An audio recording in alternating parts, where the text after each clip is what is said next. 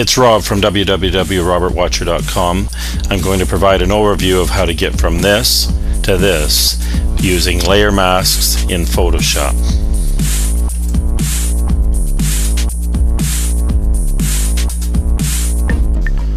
So starting off with this crop that I have of the Ferrari and the couple and their best man and maid of honor.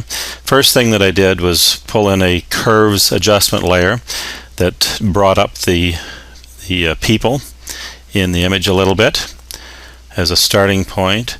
Then I created a second curves layer that was just a little bit more global on the car and the couple, again using curves adjustment. You can see the difference there.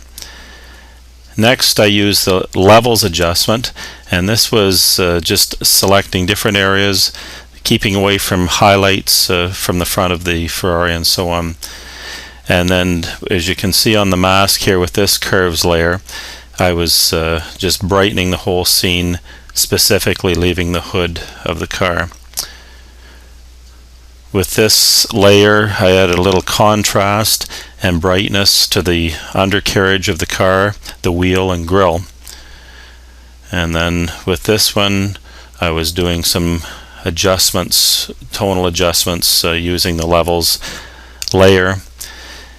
Next I wanted to highlight the lights, and so here was a hue saturation that was added to just the light area with the mask, those two lights. You can see that I changed the blend mode to darken, and that just made a subtle effect. Next we need lights, so a bright curves, and the mask just hit those the actual light bulbs, and here I used a lighten blend mode. Finally, this is mainly just for darkening the edges. Pulled the curves down and just a little bit of white on the edge. I wanted blur, so I did a duplicate layer, created a mask, and added a Gaussian blur. Transparent on most of the scene where the car is, and the people are blacked right out, so that it didn't affect them at all. A tonal contrast using Nik software just gave blacks a punch, which I like, a little bit more of an illustrative look. And here I set the blend mode to darken at 60%, so it just gave it a little bit of that effect. And finally, dynamic skin softener, again from Nik software. It just affected, I selected the tone on the bride's face and just smoothed that out a little bit. And that's the final image.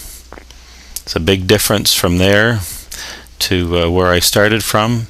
Looks a lot more like something you'd see in a magazine or an illustrative shot, with lots of vibrancy and pop to it.